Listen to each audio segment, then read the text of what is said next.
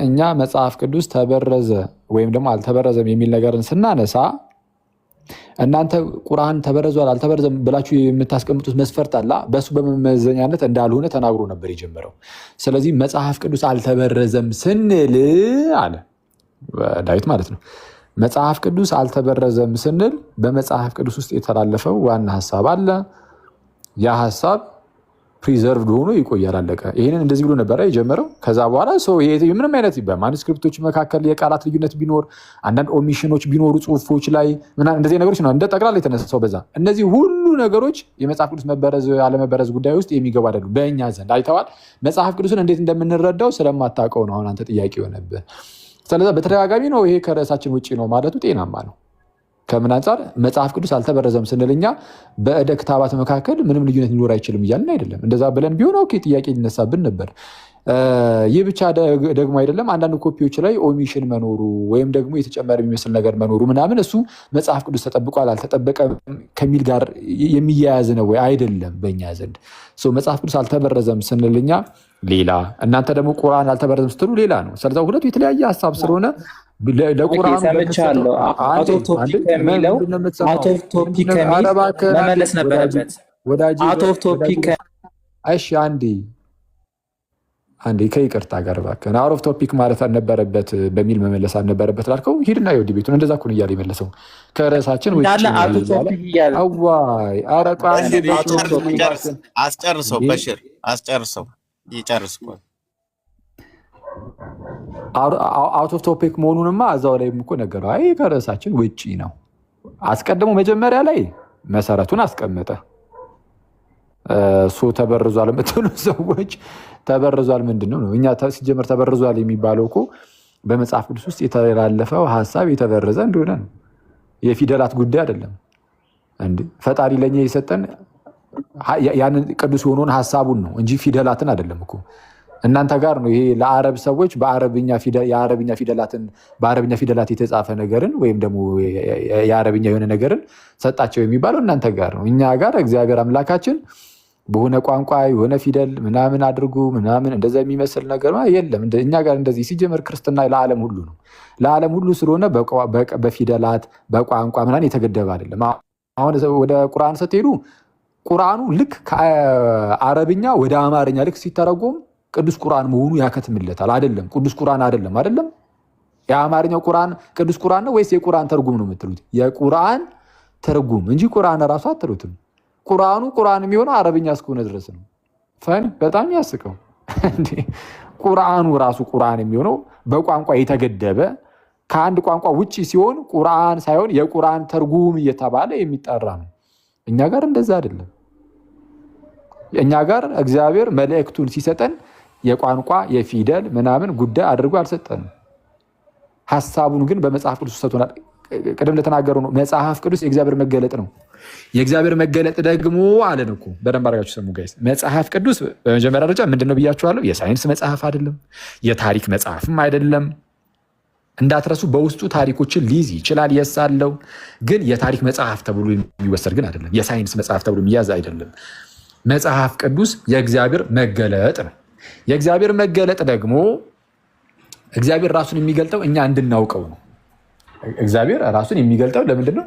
እንድናውቀው ብቻ ደግሞ አይደለም። ለምንድን ነው የምናውቀው? ከእርሱ ጋር ግንኙነት እንዲኖረን። ስለዚህ አሁን መጽሐፍ ቅዱስ የእግዚአብሔር መገለጥ ነው ካለን በቃ መጽሐፍ ቅዱስ የሚናገረው ስለ እግዚአብሔር፣ ከዛ ስለ ሕዝብ፣ እሺ ስለ ኪዳን፣ በእግዚአብሔርና በሕዝብ መካከል ስላለ ኪዳን።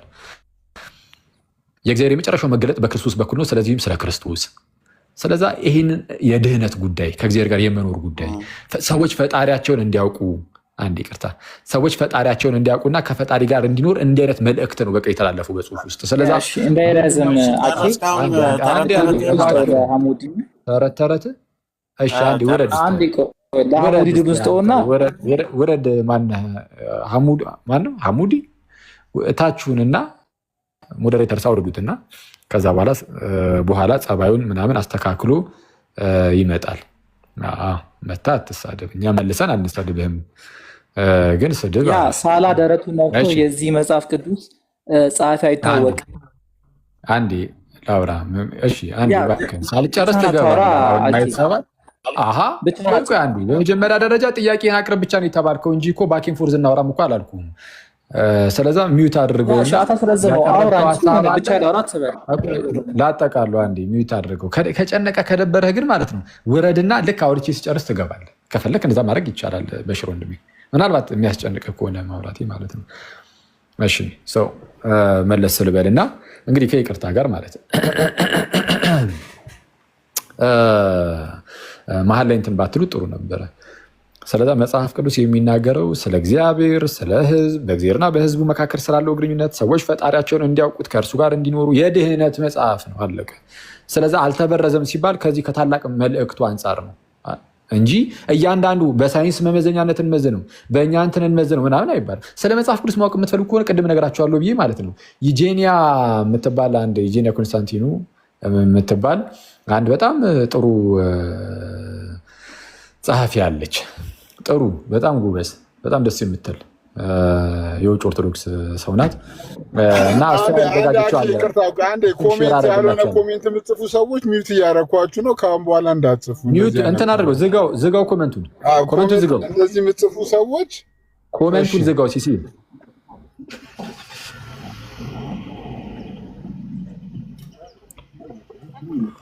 እሺ ቴንክ ዩ።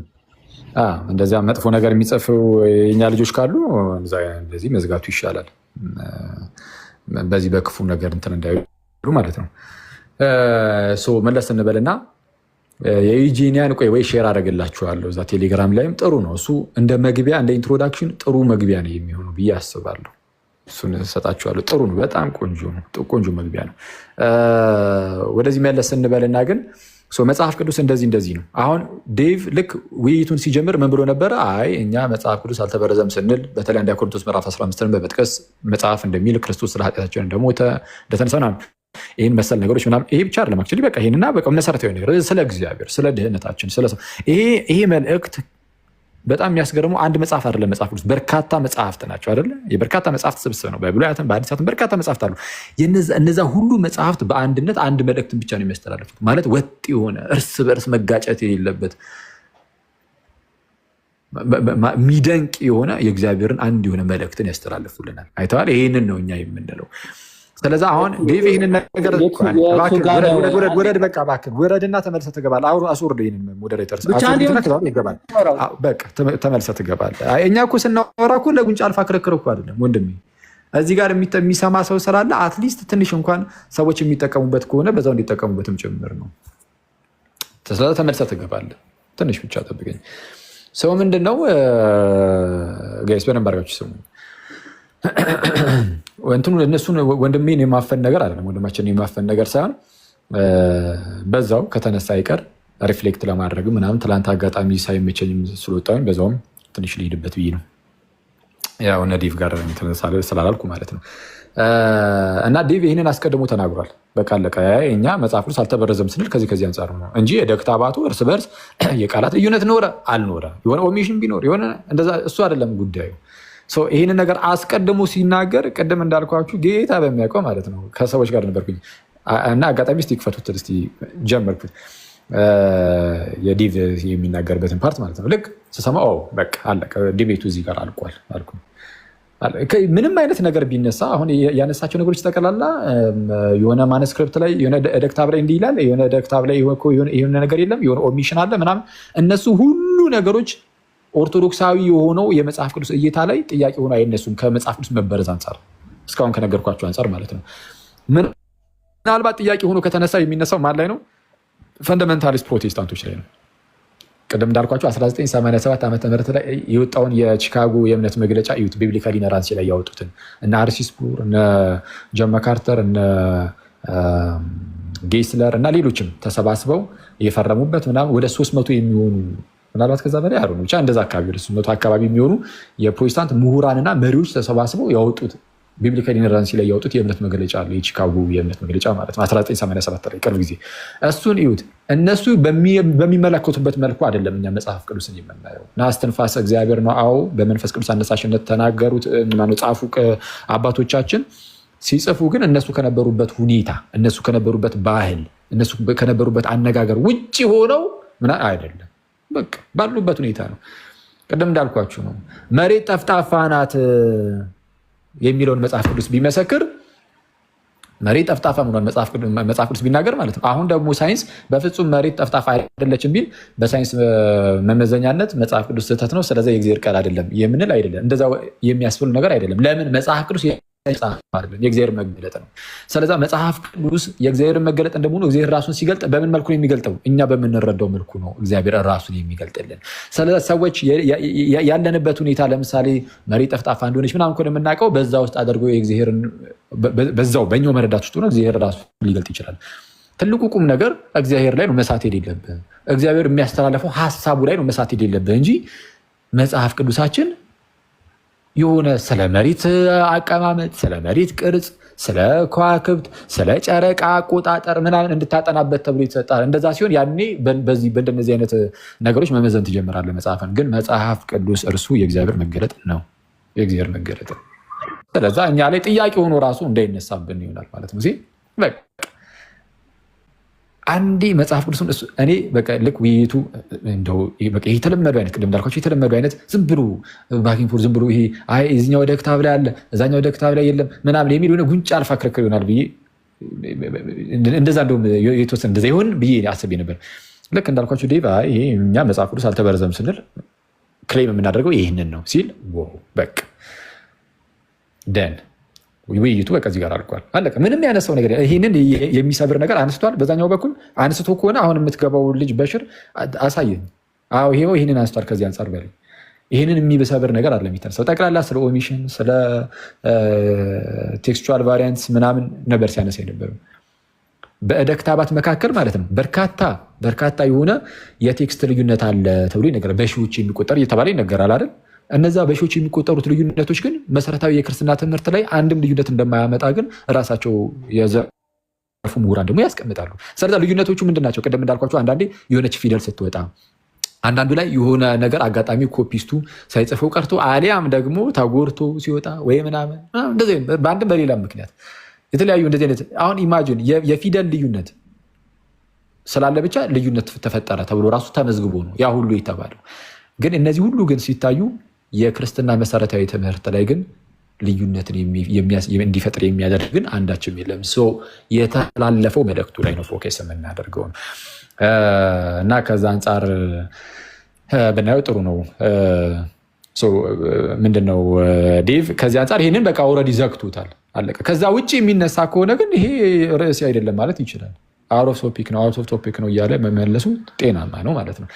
የሰማዕቱ ብራና እኮ ተነስቷል ለተባለው ግን ታንዴ እዛ ጋር ታዲያ እየተወያየው ያለው አካል እኮ የእሱን ጽሁፍ እኮ ያነሳው የሌላ መምህር ጽሁፍም እኮ የራሱን የግለሰቡን ጽሁፍ ነው። የግለሰቡም ጽሁፍ ደግሞ በሌላ ርዕስ ላይ አይደለም፣ በዛው ትናንት በሚወያዩበት ርዕስ ላይ ነው። ስለዚህ አሁን የዛን ወንድማችንን ጽሁፍ አንስቶ አንድ ሰው ወይም ለምሳሌ ዴቭ አንስቶ እንዳደረገው አይ ጠቅላላ ዝም ብሎ ከአርቲክሎች ላይ ምናምን ኮረጀህን ያመጣው ኮረጀ ማምጣት ብቻ ደግሞ ሳይሆን ኮረጀ ስታመጣ ደግሞ ከታች ዝቅ ብለህ ብታነበው ኖሮ አይ ያ ነገር እንደው ታማኝነት ያለው አይደለም እያሉ እዛው ላይ ስላስቀመጡ እዛው ላይ መልሷል ምናምን ብሎ ማስቀመጡ ምንድነው ጥቅሙ?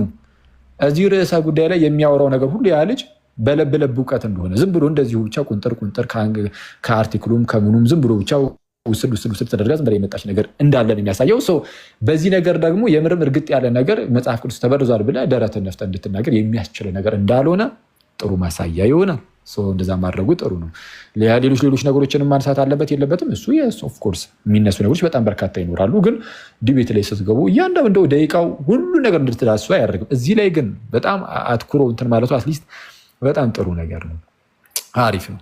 እና አሁን ብዙ ሙስሊም ወንድሞችም አሁን እየገቡ አይ እኛ በሰማዕቱ ብራና አንመራም፣ በሰማዕቱ ብራና አንመራም እያሉ ጥሩ ነው። በአንዲት ቀን ዲቤት ያውን በአንዲት ቀን ማለት ነው በሆነች ሰዓት ዲቤት ውስጥ ብቻ ሲኩራሩበት የነበረውን መጽሐፍ ጠቅላላ ሙስሊሙ አንመራበትም አታንሱብን ማለት ጀምረዋል። እና which is good አሪፍ ነው፣ በቃ አለቀ። ስለዚህ ዝም ብሎ እንደዚሁ ዝም ብሎ ብቻ እየተሞነጫጨር የሚመጣ ነገር እንደሆነ ማሳየት በራሱ ተገቢ ነው። በእኛ ሳይድ ያለውን ነገር በቃ ቆንጆ አድርጎ አሳይቷል። ከዛ በኋላስ ምንድነው ተጨማሪ እዛ ዘንድ ያለውን ደግሞ ያጻጻፋቸውን ነገሮች ደግሞ አንስቶ መተቸቱ ከርዕሱ ጋር ስለሚገናኝ ማለት ጥሩ ነው። በጣም አበዛውባችሁ ምናምን፣ በጣም ይቅርታ። ዴቭ ሰላም ለአንተ ይሁን፣ እንዴት አለ? ሰላም ብያለሁ። ያው ጨርሼ ሰላም ልበልህ ብዬ ነው። እንኳን ደህና መጣ ዮሐዴም። እንግዲህ መቀጠል ትችላላችሁ። ሰላም ለሁላችሁ ይሁን። እኔ እንኳን ብዙ ላልቆይ ይችላለሁ። ምናልባት ለንጽጽሩ ላይክ ጀስት ምንድነው ንጽጽር ሳይሆን ምንድነው ሪፍሌክሽን ምናልባት ታች በሆን የተሻለ ይሆናል ሰው እንደ ልቡ እንዲናገር ማለት ነው። ግን የገባሁት ለሁለት ፖይንት ነበር። አይ ቲንክ አሁን ኦኬ ዩ ሜድ ቦት ኦፍ ዘ ፖይንትስ ግን ጀስት ቱ ሪስቴት የመጀመሪያው እንግዲህ ትናንትና ዲቤት ያደረግነው ቴክስቹዋል ክሪቲሲዝም የምናደርግ ብለን ነው እና እኔ እኮ በአጭሩ የቤተክርስቲያን አስተምሮ ቤተክርስቲያን ውስጥ ነው ያለው እና ኢች ኮዴክስ እያየን አይደለም ቴዎሎጂ የምናደርገው በኦርቶዶክስ እይታ ማለት ነው። እንደዚህ ብዬ መጀመር እችላለሁ፣ ግን ለዲቤቱ it's not a fair claim አይደለ? like you can't disprove that, like disprove ማድረግ አይቻልም እና ፌር ለመሆን ነበር የቀረብኩት እግዚአብሔር በሚያውቀው ማለት ነው። ስለዚህ አንደኛ ቆሮንቶስ ምዕራፍ 15ን ኦን ፓርቲኩለር የመረጥኩበት ምክንያት አለ። ባርት ኤርመን ራሱ እዛው ጠቅሼ ነበረ። this is one of the earliest testimonies about Christ ክርስቶስ እንደሞተ እንደተቀበረ ከሶስተኛው ቀን በኋላ ከሙታን እንደተነሳ textual criticism አድርገን we find it is a credible reference ማለት ነው። ስለዚህ he could have disproved that but you can't disprove it like textual criticism ተጠቅመን ማለት ነው እንጂ እንዳልኩት ቤተክርስቲያን ትክክል ነች፣ እኛ እኮ ትክክል ነን፣ እግዚአብሔር እኮ ጠብቆታል የሚል አርጊመንቶች ማምጣት እችላለሁ። the only way ግን ቁርአንን ዲፌንድ ማድረግ የምትችለው ምንድን ነው? ሶ እየተባለ ነው ግን ሁሉም ቢቃጠል እኮ ሰዋት አለ እኮ እንትን ሳላ ማለት ነው። ሁሉም ቢቃጠል ቁርአኖቹ በሙሉ ያሉት በሙሉ ቢቃጠሉ ምናምን ሰዋት አለ።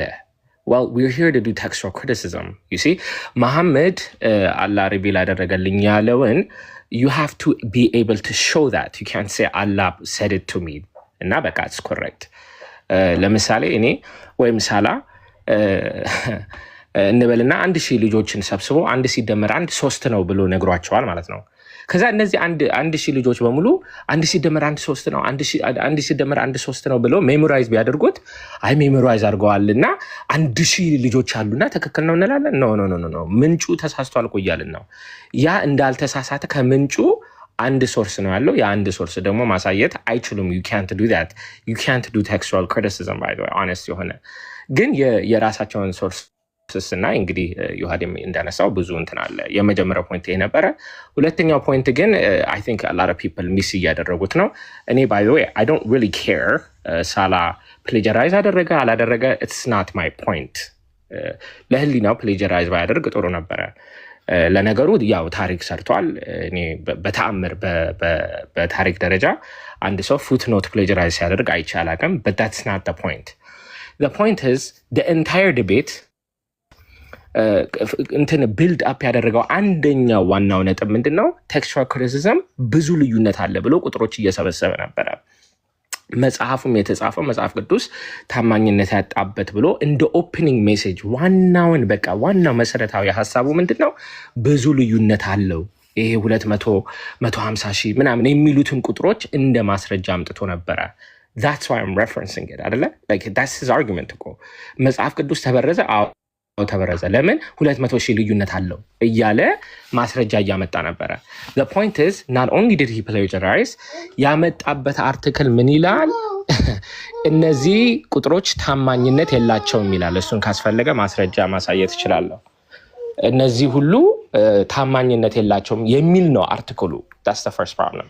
ሁለተኛው አኪ አሁንም እንዳለው ጎርደን ፊ እንትን እንዳወራ አልፈለገም ነበር እንጂ ጎርደን ፊን ሬፈረንስ አድርጎታል። እንደገና ብዙ ልዩነት አለው አንዱ ከአንዱ እንኳን አይመሳሰለም የሚለው አርቲክል ኤግዛክትሊ አሁን አኪ ያነሳውን ፖይንት ሬፈረንስ የሚያደርግ ነበር። እነዚህ ፈንዳሜንታል ክርስቲያንስ by the way the whole argument is textus receptus recover የሚደረገው according to the western codexes ናቸው the western manuscripts ናቸው የሚል እይታ አላቸው እና ጎርደን ፊ is saying what are you talking about? we can do textual criticism criticism and reconstruct the original Bible እያለ ነው የሚያወጣው። እዛ አርቲክል ላይ ሳላ ኮት ያደረገው ምንድነው አንዱ ከአንዱ አይመሳሰልም የሚለውን አውጥቶ ነው። the next sentence ግን ምን ይላል? but these are superficial differences ይላል እና the whole point of መጽሐፉ ላይ ኮት የማደርገው misrepresent misquote እያደረገ ነው መጽሐፍ ቅዱስ ተበርዟል የሚለው እንጂ even textual criticism honest textual criticism አድርጎ ቢሟገት that's fine but his credibility is lost you see ምክንያቱም እነዚህ ቁጥሮች ላይ ዲፔንድ አድርጎ ነው አርጊውመንት የሚያደርገው ለማለት ነው እና who cares plagiarize አደረገ የሱ ካራክተር ነው እንትን የሚለው ፖይንቱ ግን plagiarism አድርጎ የአርቲክሉን ግን misrepresent አድርጓል ይሄንን ደግሞ እንደ ነጥብ እያመጣው ነው he's using it in the evidence ይሄው መጽሐፍ ቅዱስ ተበርዟል ብሎ ኤቪደንስ አምጥቷል ማለት ነው so ያንን obviously ማሳየት ነበረብኝ ሌላው ጀስት ሶስተኛ ፖይንት ማለት የምፈልገው በቁርአን ላይ ባይ ዘ ወይ ብዙ ጥያቄዎች ነበሩኝ እንዳያችሁት ፊሊበስተር አድርጓል በጣም ፊሊበስተር አድርጎ ነበር ሰዓት ስላለቀ ነው እንጂ I had several questions ግን ያንን ነጥብ ግን ሜክ ሳላደርግ እንትን አለለም ብዬ ነበር anyway እንዳልኩት I just wanted to emphasize this ካስፈለገ ታች ሊሆን ይችላል በተለይ ምንድነው ሪፍሌክሽን ታች በሆነ I think ሰው እንደልቡ ሪፍሌክት እንዲያደርግ ብዬ ነው ግን እቺ ፖይንት ምናልባት አንዳንድ ሰው አንደርስታንድ ካላደረገው ጀስት እንትን ላደርግ ብዬ ነው ገባሁት ጥሩ ነው በርታለን ዳዊቴ በቃ እግረ መንገድን በዚሁ ከነካው አይቀር ወደ እስልምና ወይ እንግዲህ ዞር በልበትና እዛው ላይ ደግሞ ፎከስ አድርግ ምናልባት የሚመች ከሆነ by the way you reminded me notice Sana palimpsesትን ደጋግሜ አንስቸው የራሱ Q&A ላይ መጨረሻ ላይ ነው ያነሳው because he can't defend it እና እንግዲህ በቃላችን ሜሞራይዝ አድርገናል ሊበላሽ አይችልም ቢል you can't defend Sana palimpsest እና መጨረሻ ላይ በቃ እነዚህ የተማሪዎች ማኑስክሪፕት ናቸው ብሎ ሊያልፍ ሞከረ ያው እንዳስረዳሁት ሁለተኛ እጅ አለ ኤዲት ያደረገውና አስተካክሎ በሌላ ቨርዥን ነው ያመጣው ማለት ነው so he can't defend it he couldn't defend it so መጨረሻ ላይ ነው ያነሳው go ahead okay ትክክል እንዴ የሆነ ሰዓት ላይ እኮ ማስረጃ ሲባል የሆነ የ10 ዓመት ህፃን ልጅ ብሎ እኮ አምጥቶ እንትንም ሲብል ነበር የሸመደደ ልጅ ሲባል አንድ አይነት ሰውር ልጅም እንደዚህ ሸምድዷል ማስረጃ የሆነ ሰው አስቸጋሪ ነው ያዲስቲ እንትን ቁርአንስ ግን እንደዚህ ከሌሎች መጽሐፍት እንደዚህ የተወሰደ ምናምን ነው ወይስ ይሄ እንዲህ ያለው ነገር በዚሁ በወንድማችን ነው የሚጀምረው ያ ባይዘወይ አሁን ሰው ዝም ብሎ ባይዘወይ እሱን ከተቀደም ለጠየቀኝ ጥያቄ አሁን ልመልስለት የነበረው ሳላ ሱኒ ሙስሊም መሆኑን ተረድቻለሁ ብዬ ልመልስለት ነበረ ሱኒ ሙስሊም ማለት ምን ማለት ነው የመሐመድን ሱና የሚከተል መሐመድ ምን ያደርግ ነበረ ከተባለ መጻሕፍቶችን ቀጥታ ዝም ብሎ ሳያጣራ ምናምን አምጥቶ ቁርአን ነው እያለ ያስቀምጥ ነበረ ስለዚህ በዚህ ሱኒ ሙስሊም ያስብለዋል ሱናን የተከተለው ያስብለዋል ምንም ሳያነብ ምናምን ሲባል የሰማውን አምጥቶ መጽሐፍ አሁን መሐመድ ያንን በማድረጉ ጆሮ ነው ተብሏል ጆሮ የሚል ስም ተሰጥቶታል አሁን መጽሐፍ ማለት የሆነ ሙሉ መጽሐፍ አምጥተ ግን አልገባኝም ጆሮ እኮ ነው የሚባለው ማሚ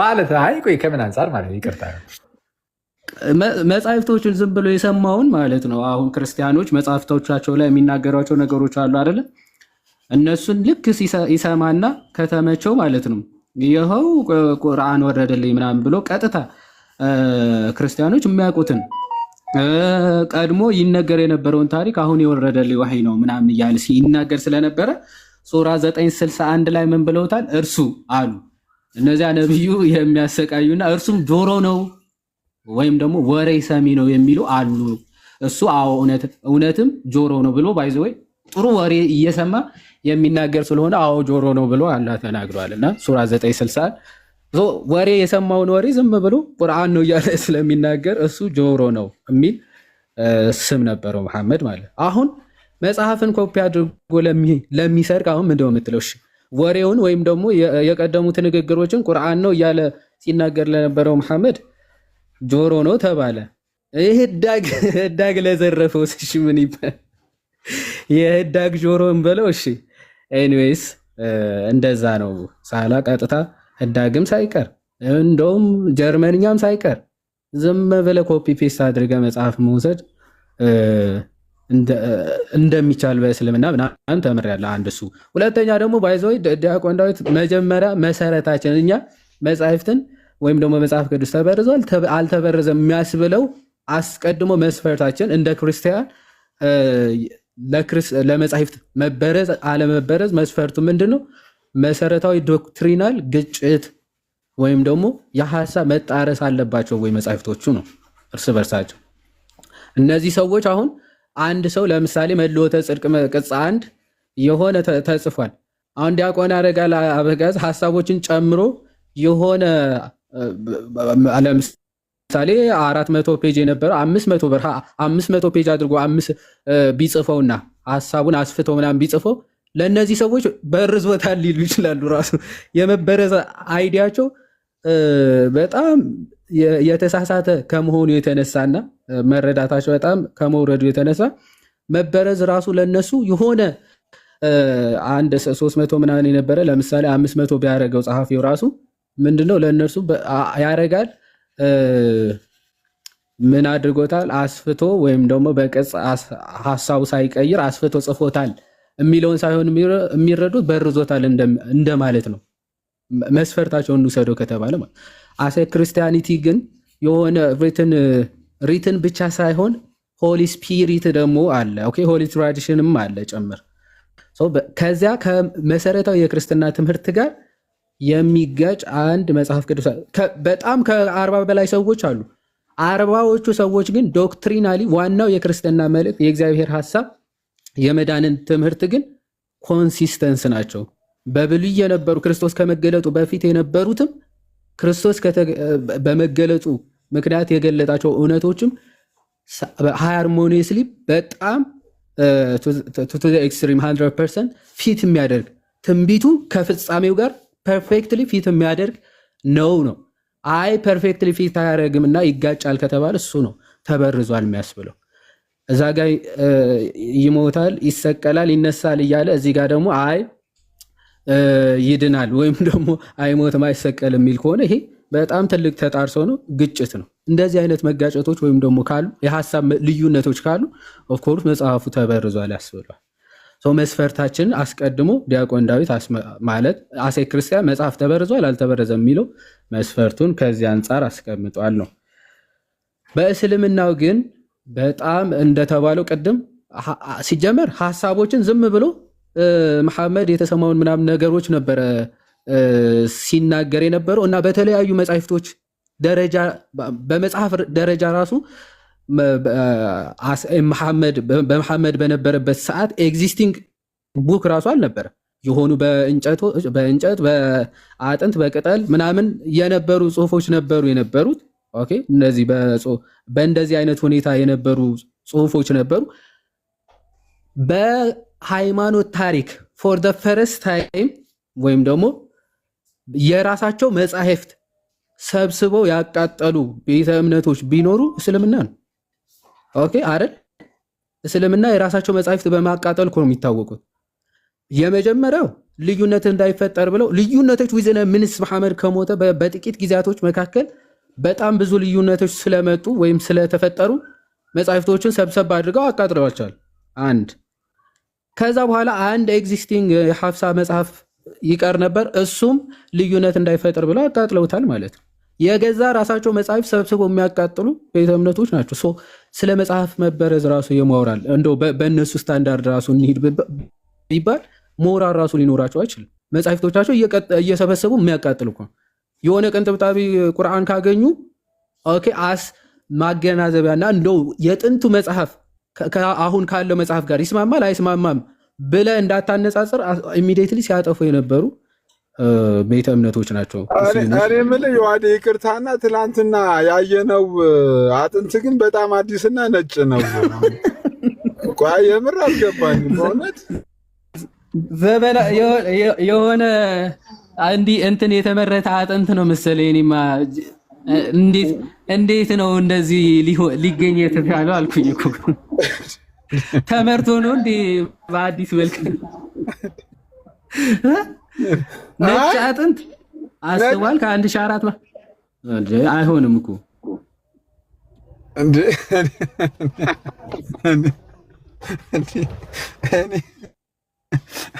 በአካል ሄደን አይተነዋል ሲል እኮ ያኔ እንዴት እንደዚህ ሊኖር ይችላል እንዴ? ኧረ በጣም ከባድ ነው። ሲጀመርኩ በዛ ሰዓት የነበርኩ እንዳለ ሰብስበው አቃጥለዋቸዋል። በዛ ሰዓት የነበረ አጥንት ብሎ ይዞ ይመጣል እንዴ? የምርህን ነው?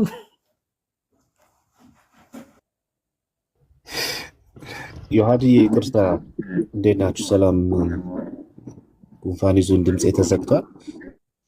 ቪዲዮ ግን ልኬልህ ነበረ። ምናልባት ማሳየት ከቻልክ ይሄ አጥንት ሰብስበው ይዘው የመጡት በዛ ጊዜ የነበረ አጥንት ሳይሆን የዛ ጊዜ የነበረውን አጥንት መጽሐፍ በምን እንደተጻፈ ቁርአን በምን እንደተጠበቀ በአጥንት ላይ በውድ ላይ በስቶን ላይ ተጠብቆ እንደነበረ ሪፕሬዘንት ነው፣ ምሳሌ ነው። በዛን ጊዜ እንደዚህ ነው የተጠበቀው ብሎ በሙዚየም ያስቀመጡት እንጂ የዛን ጊዜ የነበረ መጽሐፍ ነው ብለው አላሉም። እና አይ ቲንክ ቪዲዮ ልኬልሃለሁ፣ እሱን ማሳየት ከቻልክ